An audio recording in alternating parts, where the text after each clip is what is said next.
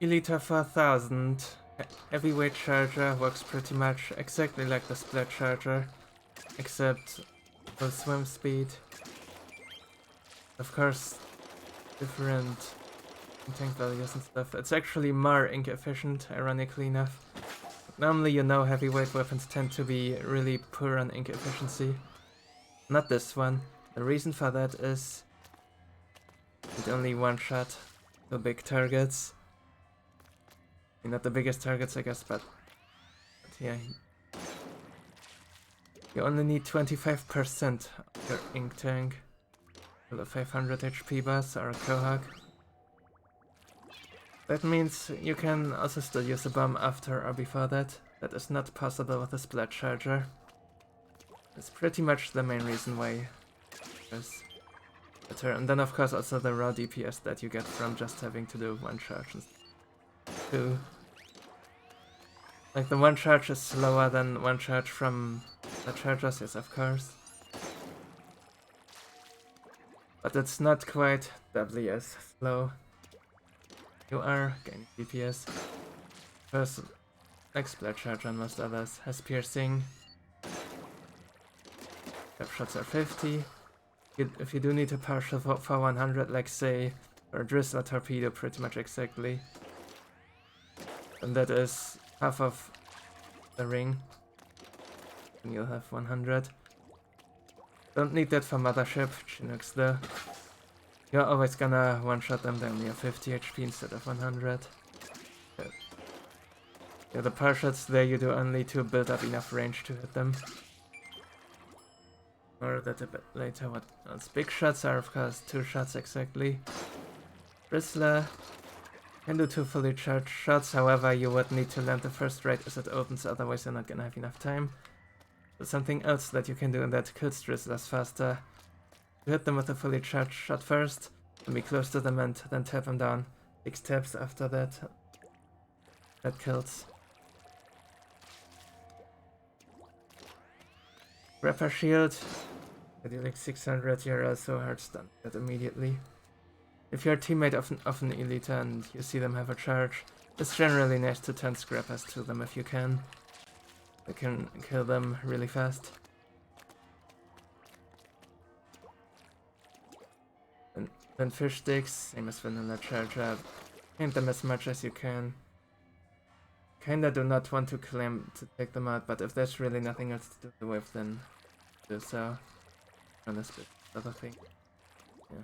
Gonna be slow and you might miss it. Go a little bit. You may need to turn around a bit. You'll figure it out on the field. Stingers, a splat charger, throw a bomb and then tap, or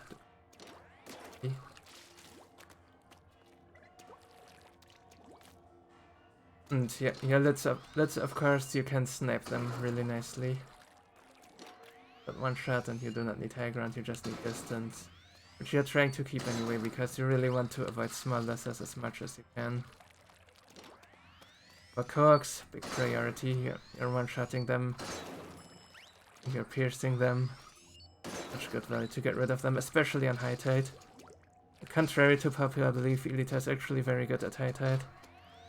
Because it can just delete a lot of coax in very little time. Like even blasters can be like slower than that for sure at times. Alright, talk about night waves. Rush, what you wanna do a lot of the time is prioritize goldies, you're one-shotting goldies. If the comp really doesn't struggle with goldies at all, then you can also just feel free to focus X a lot. Just tap down stragglers instead of ever charging your shots. If you're playing stuff such as High Tide Rush Freelance, then most of the time I do actually recommend just tapping. Because generally it will be really hard for the team to catch everything. But as long as everyone will be shooting something and you're contributing your taps as well, then you should hopefully just barely kill the goldies somehow in a teamwork effort. And just keep each other safe like that. Gorillas. You are stunning gorillas with one shot. So make sure your positioning is accurate. Try to avoid small fries at all costs. Then once the gorilla is stunned, your compass has slow DPS charge again and hit him again for 600. If it's high DPS, then just tap spam after you get the stun. Because you're not even gonna have enough time to get that charge and have it hit the gorilla. Like this is when you have the apples as the emperor, that kind of stuff. So show whatever, you know. Silly high DPS weapons. Mudmouse. Focus the coax out of the golden mudmouse, and for everything else just throw bombs, breaks and stuff. Mothership, of course, really important. Targets that on spiral, on every other map are tied.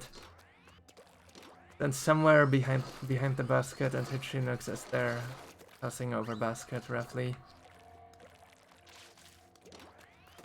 You can do that with partials. As soon as you have the range, you're gonna get the reticle. That's actually quite easy. However, do watch your enrichment. Like, make sure to swim every now and then a bit. Also look up enough. As you're seeing here, your camera does go a little bit less up when you're swimming. Also look at the sky when you're charging. You're gonna get a better angle. Elita will not really have time to run too many eggs on Mothership actually. And you kind of feel bad. Don't fuss about it really. Just especially don't throw too many eggs because you do need your ink to actually snipe things. This generally is a nice enabler for good Mothership scores with normal weapons only. Can often be seen in records. Well as Jet Squelcher, Rapid Blaster Pro, like, and Bamboozle as well. Like these 4 weapons that are really nice for Mothership. You have one of them, it's always use. Oh yeah, and then speaking of course, position yourself so that you can open Targashas early, ideally. Then once the Goldie is out, on big Goldies you wanna deal with full charges, on small Goldies you wanna tap them. It can be hard to follow them sometimes, but you'll get a feel for it, and I think the team will help nicely with it. You can never line up shots against like lines of coax, downtimes. That is nice too, not your main focus though. That, I believe, is all about the future.